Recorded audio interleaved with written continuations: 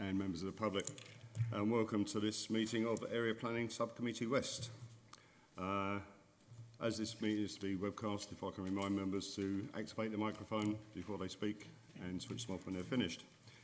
I also need to remind you, everyone present, that this meeting will be broadcast live to the internet or filmed and will be capable of repeated viewing by or another use by such third parties. If you are seated in the lower public seating area, it is likely that the recording cameras will capture your image, and this will result in a possibility that your image will become part of the broadcast. This may infringe your human and data protection rights, and if you wish to avoid this, you should move to the upper public gallery. Quick introduction, my name's Councillor Heather, and I'm the chair for this evening's meeting.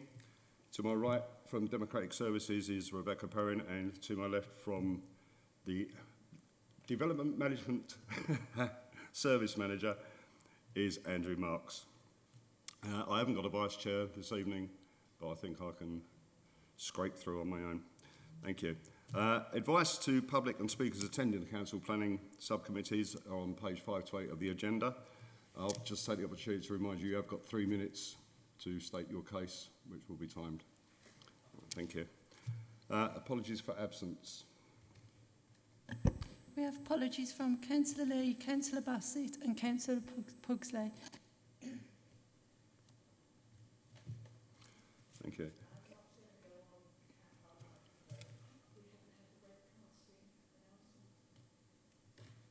Yes, I have. Yes. Sorry, that was the bit between hello everybody and before we start. Thank you. Declarations of interest, sorry. Not declarations, absences. Apologies from David Stocker, please. Oh, thank you. It's noted, thank you. No? Right. Can I take the minutes on pages 9 to 12 from the last committee meeting held on the 18th of May as read? Sorry to be the awkward corner tonight, Chairman, but I have a declaration of interest. Oh, sorry. The applicant is known to me by reason of me meeting him during the call-in process. Non-prejudicial, of course. Thank you. So going back to the minutes, page 9 to 12, can we take them as a true record? Thank you. Any other business not covered elsewhere in the agenda? No, Chairman. Thank you. The policy briefing note of October 2021 is for noting. Can we note that? Thank you. Site visits, I take it there will be none, as we've agreed that we will make it known before we hold meetings. Thank you. So, agenda item 9 is the planning application EPF/313/22. Land and garage adjacent to Travellers Friend Public House Car Park, Epping Road, Epping Green, Epping, which is on pages 13 to 24 of the agenda.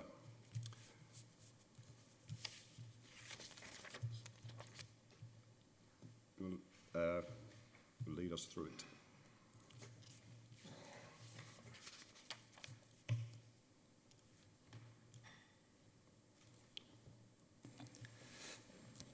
Thank you, Chairman.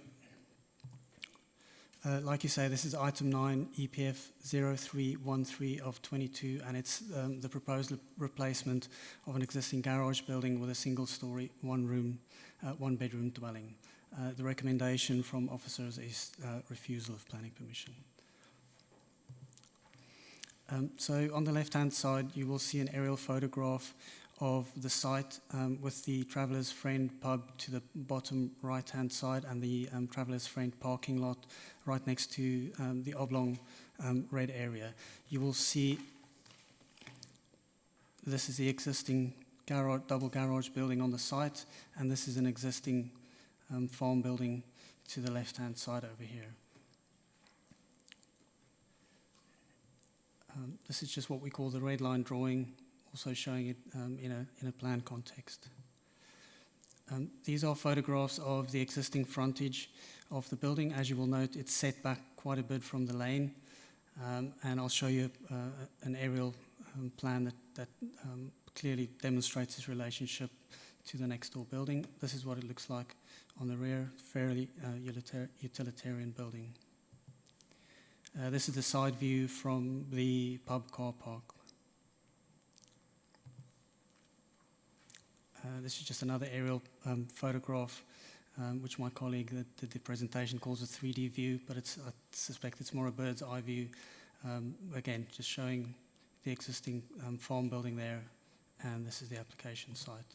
So moving on then to the actual proposal, you will see the relationship of the proposal, which is this building here, with the existing farm building. The new house is proposed to be just over 10 meters deep, with an additional conservative structure to the rear. There is enough space for 2 car parking spaces at the front, which complies with the Essex parking standards. The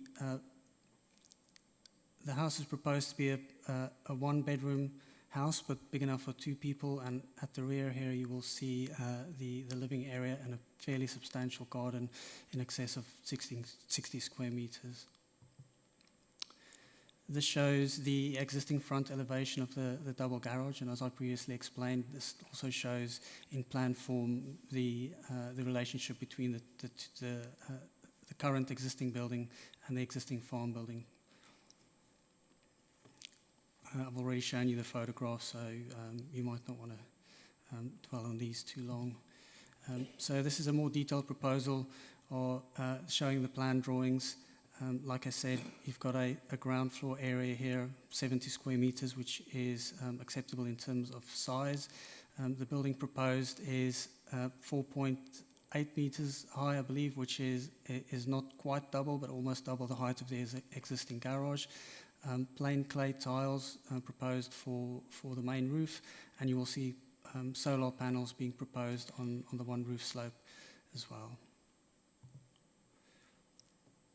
So this is the existing street scene. There's a typo on these drawings. It says existing bungalow, but that's clearly the existing garage on the site. And then below the proposed street scene, members may wish to note obviously the height difference between the proposal and the existing building.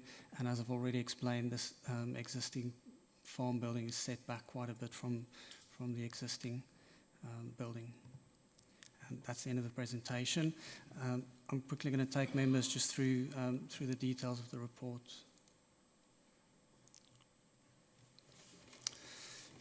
Right. So basically the proposal was submitted to us as limited infilling in a village. The officer has explained in the report why we consider, even if we accept that the property is inside a village, why it's not limited infilling.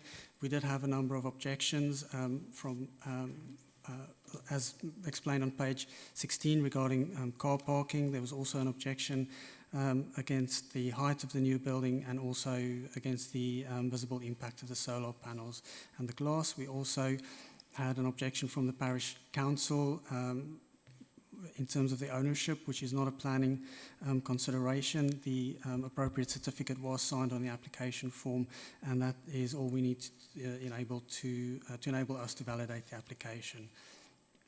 Also had a concern about construction traffic, but clearly that's a matter that we can control in terms of our construction management plan condition, which we regularly do on this type of application. So as explained also on page 16, we've already had a previous refusal of planning permission for similar reasons. It's unacceptable development in the Greenbelt. The officer takes you through all the relevant policies on page 17. And then the bit that I do want to just perhaps discuss in more detail is the issue around limited infilling in a village. And we do actually have a very clear definition of what limited infilling in a village is, and it's on page 84 of our local plan, the submission version, and the officer also quotes it in their report. And it says, in terms of policy DM4, limited infilling in a village means the development of a small gap in an otherwise continuous built-up frontage or the small-scale redevelopment of existing properties within such a frontage. And officers are of the opinion, and especially I hope if you remember the aerial photograph, that this is clearly not a small gap in a continuous built-up frontage. There is also the additional issue about partial redevelopment of existing or land that's been previously developed, and in terms of that, there is a short reference on page 19 of the report pack, and officers do actually, if members are minded to accept that this is previously developed land, would say that in terms of paragraph 49G of the NPPF, partial redevelopment is one of the exceptions in terms of greenbelt development, but it should not have a greater impact on the openness of the greenbelt, and clearly this building is substantially larger and higher than the existing garage on site. I've already said parking and access is not an issue that we would refuse planning permission on, as it complies with the Essex parking standards. And whilst there is a reason for refusal suggested regarding the Epping Forest Special Area of Conservation, clearly those are objections that can be overcome by entering into a Section 106 agreement with the council. Then land drainage and contaminated land, those issues can be properly controlled through planning conditions, so that's not the reason for refusal.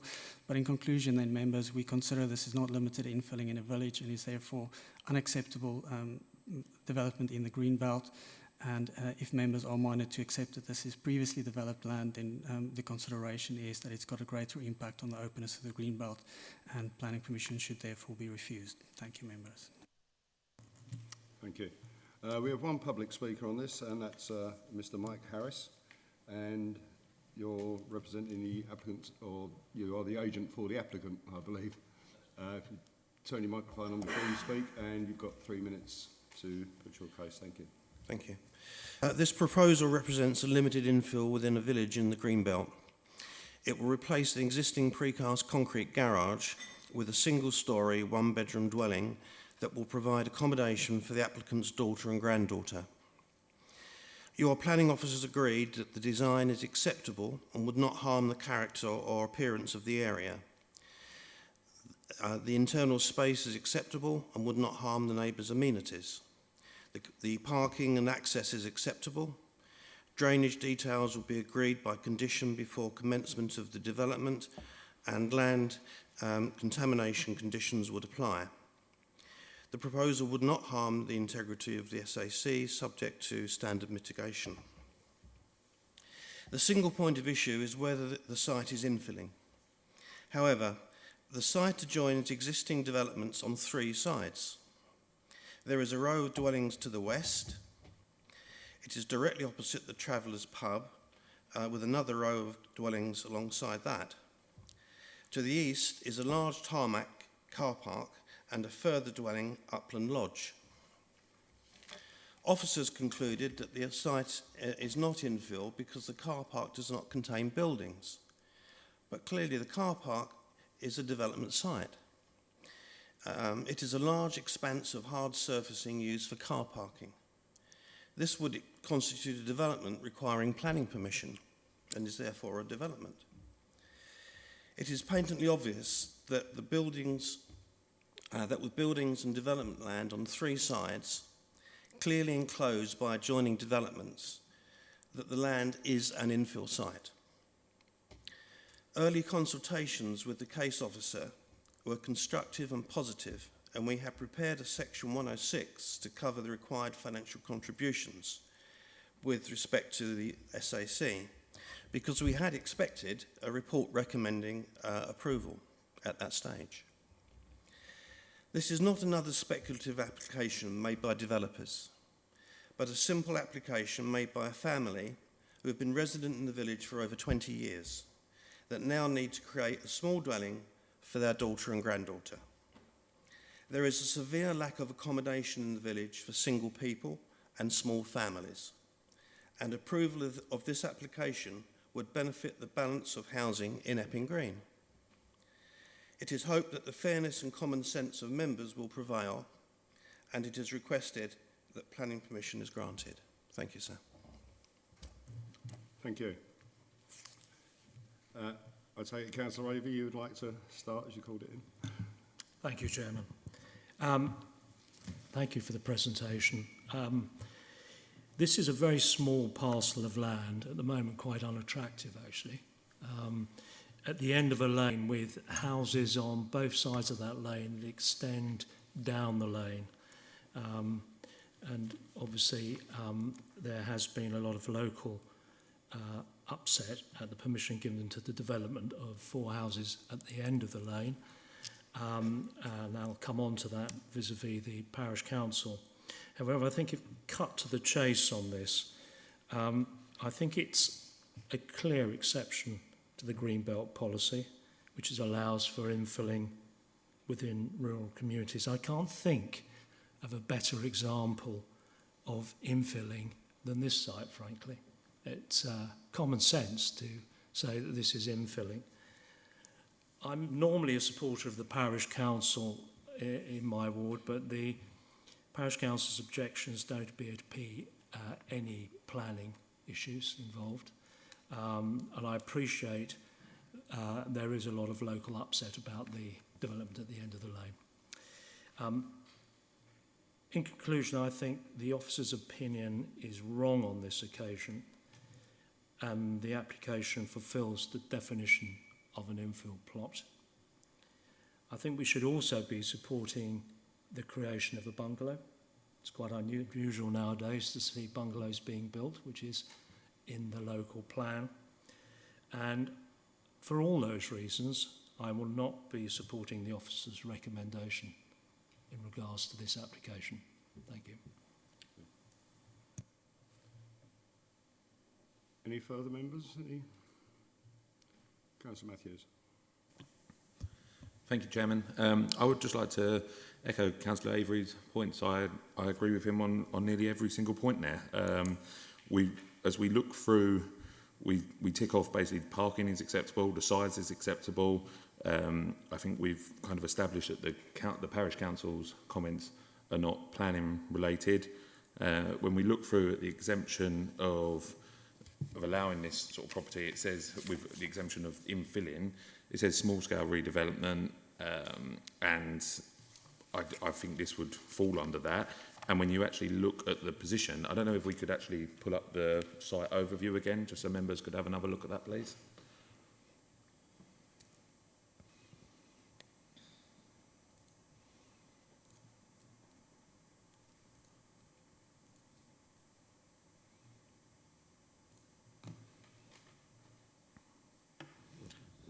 That'd be great if it can stay there. Thank you.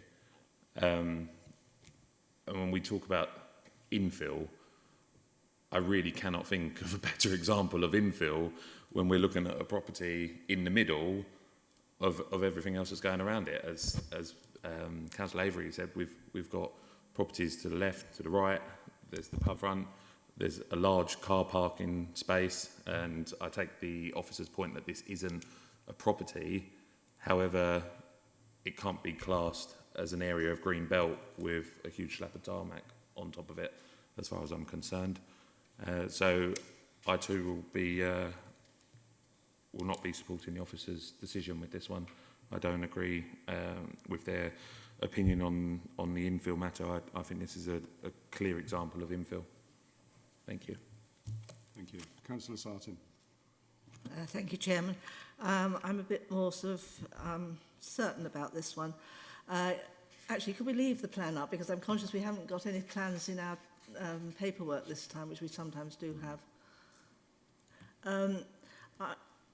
Yes, we're talking about infill, but at the present time, there is no building to the, I'll use the word, the right-hand side of the property at all. There's no, it is open space, which may not be continue as open space, but at this point in time it is. The other thing I would just ask the question around, in the past we've had applications where we've looked at and been told that there were reasons for refusal along the lines of no taking property right to the boundaries of the site, and this one does do that, so there's not going to be any access into the rear of the garden of this property as it is being put to us this evening. I just wondered whether that does come into planning issues or not. I know we have had it in the past in town scenes, And I had just one other question around it, that whether or not it is on main sewerage around this particular road. Do you want to come back on? Thank you, Councillor. I don't recall us having specific policies about side access being provided for dwellings and houses. Clearly, there will be access to the rear garden through the house itself, and bearing in mind that the current building sits on top of the whole site in terms of the width. I don't think that that's something that we would object against in design terms. And then did you have something about the sewage? The sewage is a planning concern in terms that we would obviously require proper drainage to be submitted, but I can't tell you where the actual main sewer runs on this building. The reason I ask that is, again, around to the fact that there is no rear access into the property, and if there is no main sewage, then to bring in a septic tank somehow into that property would be difficult, I would imagine. Yeah, so the installation of a septic tank would be an engineering operation that would require planning permission. Councillor Lippert. Yeah, could we see the original side-by-side before and after shot again, please? Yeah, sorry, Yeah, you're going to have to give me a minute because I unfortunately closed the original presentation, so just bear with me. Was that anyone else while we're waiting for the things? Oh, just yourself, whilst he's loading that up. Yeah, well, remembering from the original picture, I mean, in the context of things, it doesn't really look that harmful compared with what's already there and what's proposed to be put there, and so I'm inclined to agree with what's already been said. It just doesn't seem, any way you look at it, particularly harmful. So I'm inclined to support it, really. So.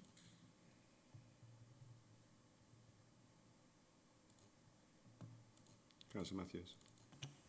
Chairman, if I may just add another comment. When we're referring to green belt, we're often looking at the impact on green belt and how we can mitigate the negative impact. But while I wish no disrespect to the applicant, the current site is not that of a very attractive nature, and we're in a position here where we can improve what is there. So for me, and I'd like to think other members would agree that when looking particularly at this image we've got in front of us, it's going to only improve the area and improve the Greenbelt area. So, thank you. Thank you. Councillor Lippert, did you want to come back now? We've got the screenshot. Was this the one? Yeah, it just seems to me that apart from an extra little bit of height, which doesn't seem to be that out of keeping with what's the existing developments and, you know, in the immediate vicinity, I just can't see any sort of significant harm. So unless someone comes up with something persuasive, I'm still inclined towards supporting the application. Thank you. Councillor Kane. Yes, just an observation.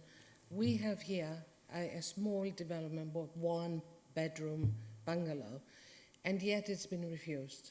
And we have quite substantial developments, and they are granted without coming to committee. That's all I'm going to say. I just think that this is, you know, unrealistic, the decision by the officers.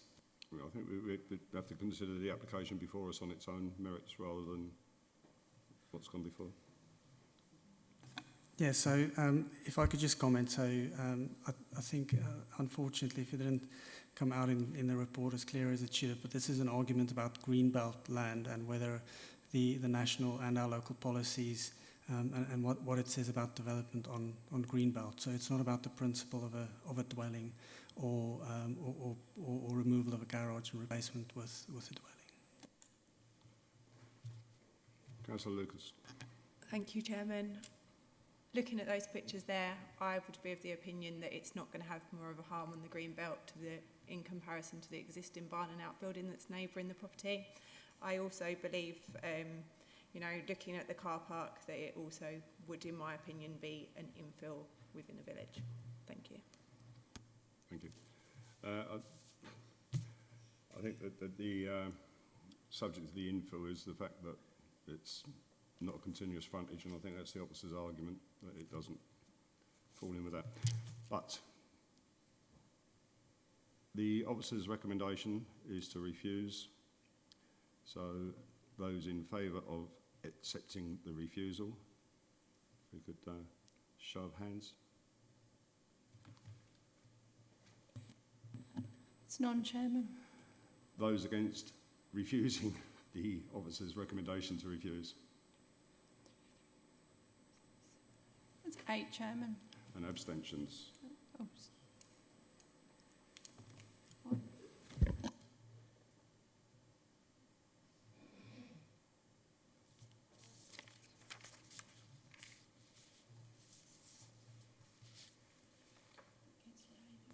Right, you're done. Yeah, Right. Chairman, You proposing a motion? certainly I'm proposing that obviously that the committee would accept the application.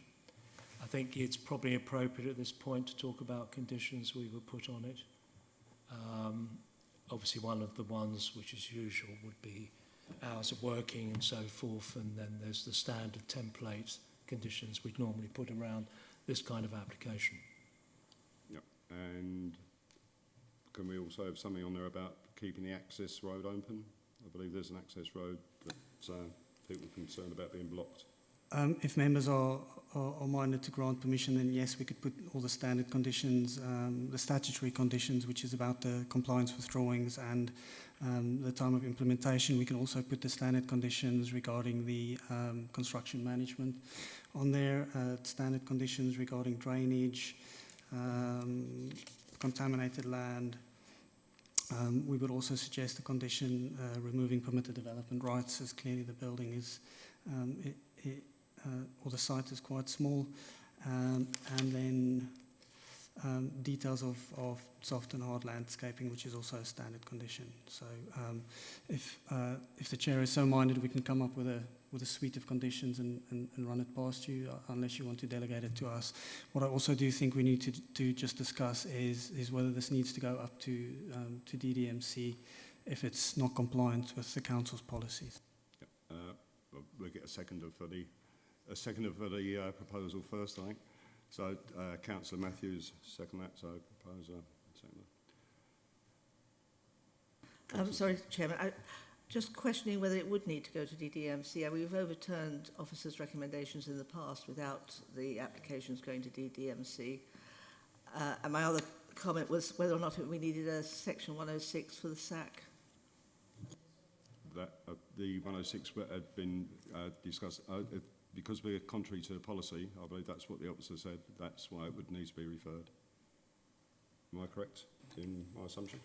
That's our opinion, but clearly members do not agree with our interpretation of what limited infilling in a village is. But it's around that point, and whether the it's clearly unacceptable development in the greenbelt.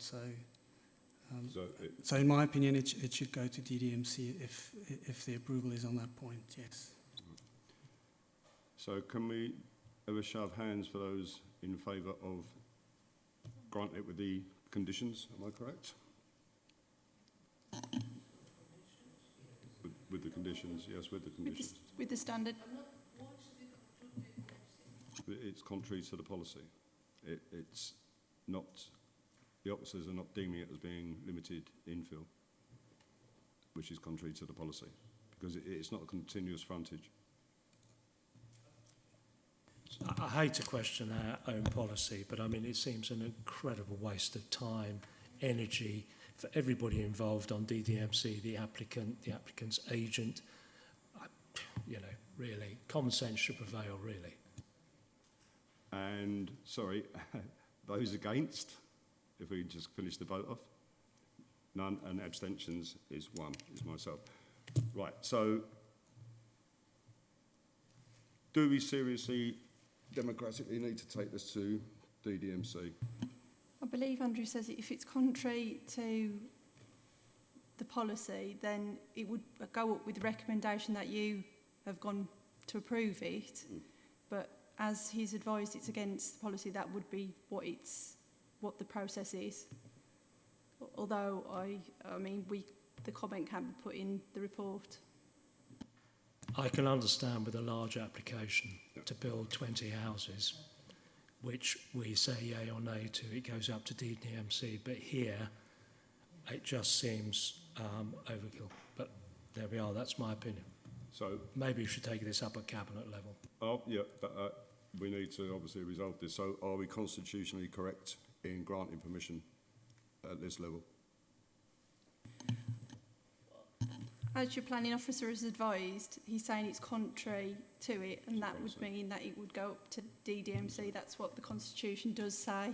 It can go with the committee, as it would normally do, with the committee's recommendation that you wish to approve it. But that would be my advice. Thank you. Yes, so I can't advise members on the constitutional intricacies because I'm here to advise on planning matters, but just to make it clear again, we do consider that it is inappropriate development in the Greenbelt, and that's against our policy, and that's why it needs to go up to DDMC. I do understand the concern that it's a small application, but I do not believe the Constitution makes distinction between large and small applications in that regard. Right, so then members, it's be forwarded to DDMC with a recommendation from this committee for approval. So that's the finding. It will be deferred to the next DDMC or whenever they fill it in. Right, thank you. Exclusion of public and press, there is no need for that, is there? So I close this meeting at 31 minutes past 7. Thank you. Thank you.